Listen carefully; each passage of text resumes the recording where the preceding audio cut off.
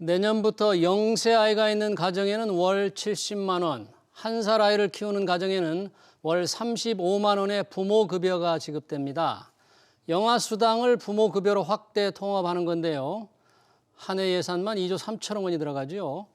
세계 최저 수준으로 떨어진 출산율을 높이는 데 효과가 있을지는 의문입니다. 정부의 4차 중장기 보육 기본 계획의 내용, 과제 들어보겠습니다. 정치하는 엄마들의 조성실 공동대표 나오셨습니다. 대표님 어서 오십시오. 네, 안녕하십니까. 네. 정치하는 엄마들, 이게 무슨 단체인가요, 우선? 네. 양육 돌봄의 주체들의 당사자 정치로서 좀 세상의 변화를 도모하는 단체고요. 이전에 있었던 사립유치원 비리 고발이라든지 행정소송 승소를 통한 명단 공개, 또 유치원 3법 개정 운동 등에 계속해서 함께해 왔습니다. 아, 그래요? 네. 이 뜻을 같이 하는 뭐 회원이라고 합니까? 몇 네네. 명이나 되죠? 한 1,500여 명 정도 분들께서 같이 뜻을 모아주시고 계시고요. 예. 네, 그 외에도 다양한 입법 운동을 비롯해서 또 여러 가지 애드보커시 활동들을 계속하고 있습니다. 비영리 네, 맞습니다. 단체이고요. 네, 잘 알겠습니다. 적극적인 정치 활동을 통해서 여러 가지를 바꿔가는 단체군요. 자, 어제 정부가 발표했습니다. 부모급여. 부모가 월급을 사실상 뭐 타는 셈이더라고요. 0세 때. 어떻게 누구한테 돈을 주는 거예요? 이게 어떻게? 네, 사실 지금 아동수당과 양육수당 같은 두 개의 체제로 좀 지급이 이루어지고 있거든요. 그래서 아동수당은 아동 당사자의 생존을 위해서 주어지는 수당이고, 양육수당은 어린이집을 보내는 경우에는 이제 바우처 형태로 지원금으로 나가게 되고요. 어린이집을 보내지 않고 가정에서 직접 아동을 돌봄하고 있는 양육 당사자 가정에 이제 연령별로 조금 차이를 둬서 이런 지원금을 지급하는 형태입니다. 근데 기존에는 0세에서 1세 아동을 어린이집에 보내지 않고 가정 돌봄을 했을 때 30만 원 정도로 올해는 지급을 했습니다. 30만 원 아동수당. 네, 네, 그렇습니다. 그런데 이제 내년부터는 부모급여로 이름을 바꾸고 내년도에는 만 0세는 70만 원, 그리고 만 1세는 35만 원, 그리고 2024년도부터는 만 0세의 경우에는 100만 원, 그리고 만 1세의 경우에는 70만 원으로 상향 조정을 하겠다는 건데요.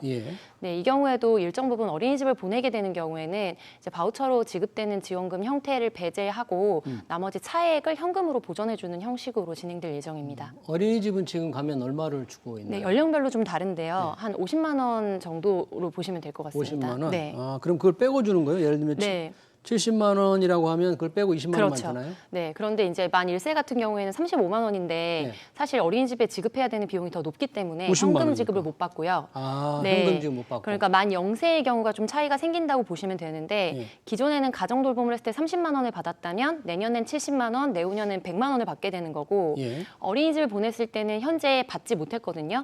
그런데 내년에는 어린이집을 보내도 현금으로 20만 원, 내후년에는 현금으로 플러스 50만 원을 별도로 지급하겠다는 계획인 겁니다. 아, 그래요? 네. 어떻게 보면 집에서 좀 돌보는 것이 조금 유리하게 들리는데 맞아요? 그런 건 아니에요? 네, 이게 기본적으로 두 개의 정책 목표를 가지고 있는데요. 이제 가정의 소득을 보전해 주는 거고 또 영유아 시기에는 우리가 공적 보육의 형태를 지원하는 것도 굉장히 중요하지만 또 원하는 가정 그리고 가능한 가정에서는 가정 보육을 할 수 있도록 권장하는 것이 유엔 아동권리 협약이나 이런 데서 또 권고하고 있는 안이거든요. 그런데 현재 육아휴직 급여가 너무 낮기 때문에 이제 그 부분에 대해서 소득적인 문제들도 또 있습니다. 그래서 그런 부분에 실질적인 보전을 해주겠다는 것과 가정 양육에 대한 선택권을 좀 존중하겠다라는 차원에서 이제 금액을 올린 거죠. 네. 가난한 엄마들은 상당히 환영하겠네요. 이제. 근데 기본적인 기조는 이제 아이를 키우는데 워낙 많은 비용이 들기 때문에 좀 뭐 환영의 기조일 건 맞는 것 같고요.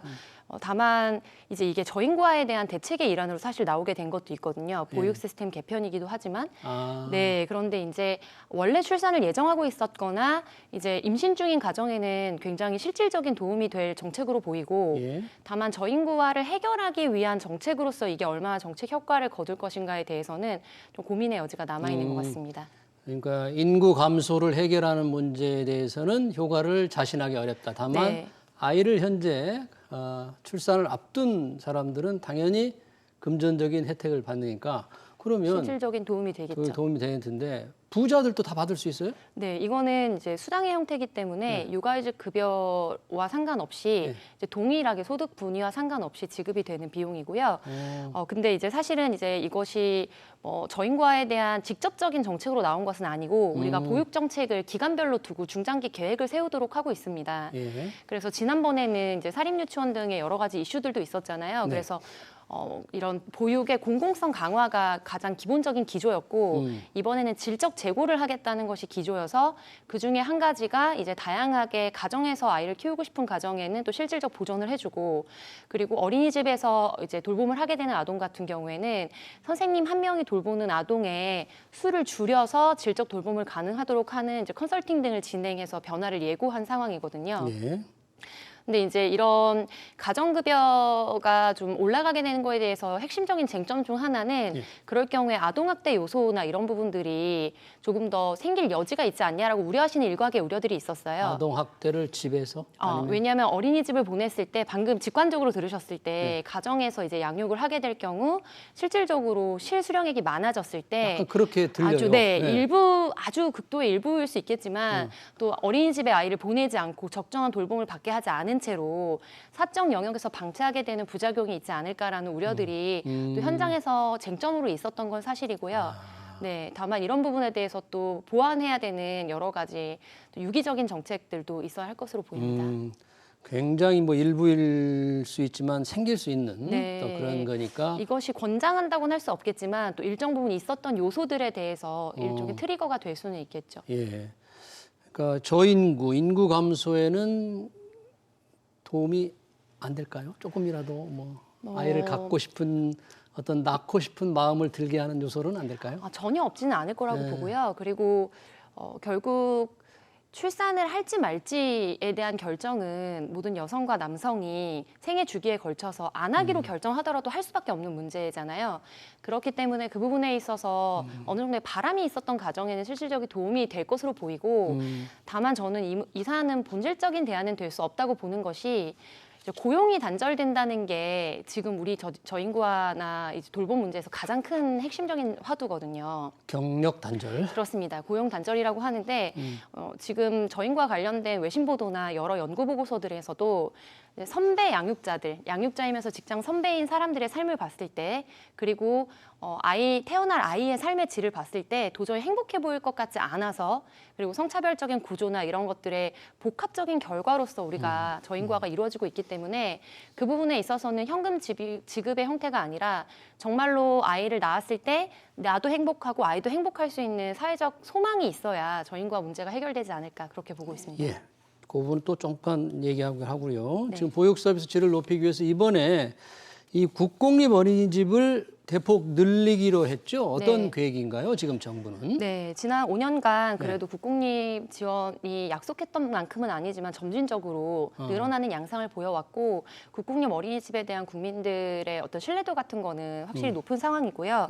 그래서 2027년까지 목표로 현재 36.8%가 공공보육 시스템 안에 들어와 있는데 50% 정도 이상을 수용할 수 있도록 하는 안을 좀 예고한 상황입니다. 그래서 개소로 치자면 2,500개 정도의 어린이집을 국공립 형태로 더 이제 확대해 나가겠다는 계획입니다. 예, 국공립에 대한 만족도가 상대적으로 높은 편이죠. 네, 맞습니다. 네, 이 보육교사들에 대한 좀 뭐 훨씬 조건을 좀 까다롭게 해서 보육이 좀 제대로 이루어지도록 하는 그런 제도도 이번에 반영이 됐다면서요? 네, 그래서 이제 보육교사 같은 경우에 이제 학점을 이수했을 때도 자격증이 나오게 되고 하는 구조들이 있었는데 어린이집 원장이 되는 자격이라든지 이런 부분들에 대해서 조금 더 체제 개편을 하고 그리고 이제 시간제로 들어가게 되시는 선생님이라든지 담임이 아닌 비담임 교원에 대한 지원들을 강화하겠다고 발표했고요.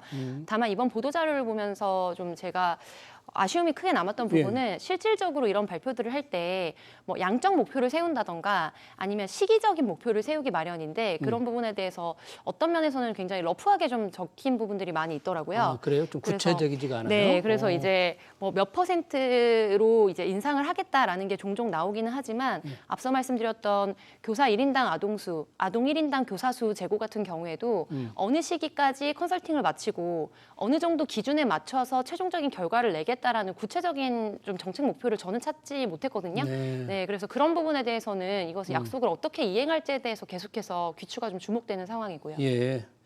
좀 더 이제 세부적인 계획이 추가적으로 이제 필요하다는 네, 맞습니다. 관련 단체들에서는 정치하는 엄마들을 비롯한 단체들은 그런 주장을 하고 있군요. 지금 아까 저인구 그러니까 인구 감소, 그리고 보육 문제 이런 해결을 위해서 뭐 윤석열 정부 아직 몇 개월 안 됐지만 과거 정부에 비해서 조금 제대로 뭐 하려는 의지가 보입니까? 뭐 차별화점이 별로 없습니까? 어떻게 평가합니까? 학부모단체들에서는? 저는 개인적으로 이제 전체적으로는 후퇴하는 기조로밖에 보이지 않는다고 보고 후퇴? 있는데요. 왜 왜 그러죠? 그러냐면 이제 저인구화의 핵심을 놓고 보자면 가장 큰 골조를 개인의 삶, 여성 개인의 삶이 평등하게 진행될 수 없다는 것에 대한 어떤 절망이라든지 기대할 수 없음, 그리고 궁극적으로 이 경쟁 교육이나 이런 걸로 인해서 교육 비용이라든지 또 부동산 주거의 문제 등등이 가장 핵심적인 구조적 문제로 짚어져 왔거든요. 그런데 이번에 여성가족부 폐지 등 논란에서 또 정치권의 화두로 올라왔던 여러 가지 사안에서 볼 수 있듯이 이제 우리 사회에 실질적인 성차별이 존재하는가를 바라보는 이제 정부와 또 집권 여당 주요 인사들의 발언들도 굉장히 사회적으로 좀 비관적으로 보일 수밖에 없는 부분이 있고요. 예. 그리고 경쟁 교육을 강화하겠다라는 기조와 또 최근 논란이 됐었던 만 5세 초교 이제 조기 입학제 조기 같은 입학 경우에도 문제. 결국에는 이제 정책 철회했죠. 후퇴를 한 상황이거든요. 그래서 이런 것들이 이제 아이가 태어났을 때 사회적 안정망이 없는 상황에서 아이를 온전하게 기르기에도 경제적 이제 뭔가 책임을 지기가 부담스럽고 무엇보다 아이가 향후에 이 삶에서 나보다 더 나은 삶을 살 수 있을 거라는 기대할 수 없다라는 어떤 비관적인 전망이 굉장히 팽배해지고 있는 기조로 보이고요. 그런 측면에서 보자면 저는 이제 저인구화에 대해서는 예산을 더 많이 지원하는 것보다 이제 패러다임의 전환과 이거를 바라보는 관점의 전환이 전제되지 않으면 현금 지급을 한다고 해서 실질적인 정책 효과는 볼 수 없다고 보고 있습니다. 그렇군요. 오히려 후퇴하고 있다. 저출산, 보육 문제.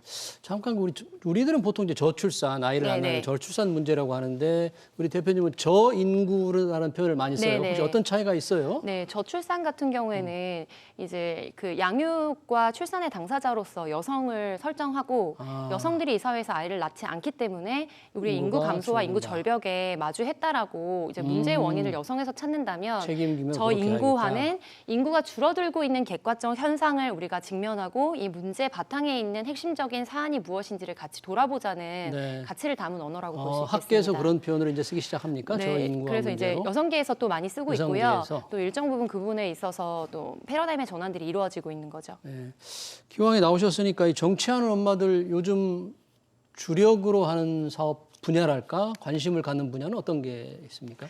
저희는 계속해서 또 관심 가져왔던 분야는 어린이 안전 관련된 뭐 입법 활동이라든지 또 여러 활동들을 해왔고 또 온라인상에 보면은 굉장히 어린이 차별적이고 온오프라인을 뭐 방불하긴 합니다만 그리고 어린이들에게 좀 해악을 미칠 수 있는 콘텐츠들이 굉장히 무분별하게 나오고 있습니다. 그리고 특정 언어들을 온라인 포털창에 이제 이렇게 입력을 했을 때 굉장히 성차별적인 이미지가 검색된다든지 어린이 혐오적인 이미지들이 네. 검색되는데요. 그런 것과 관련된 개편 운동들도 하고 있고 그리고 또 차별금지법 같은 운동을 같이 하면서 이게 뭐 성적 지향성이라든지 정체성의 문제도 그렇지만 모든 소수자들의 차별하지 않는 사회를 만들기 위해서 또 노력하고 있습니다. 네, 잘 알겠습니다. 정부의 중장기 보육 기본 교육에 따른 부모 급여 문제 그리고 이 정치하는 엄마들의 활동 얘기 잘 들었습니다. 지금까지 조성실 정치하는 엄마들 공동대표였습니다. 대표님 고맙습니다. 감사합니다. 네.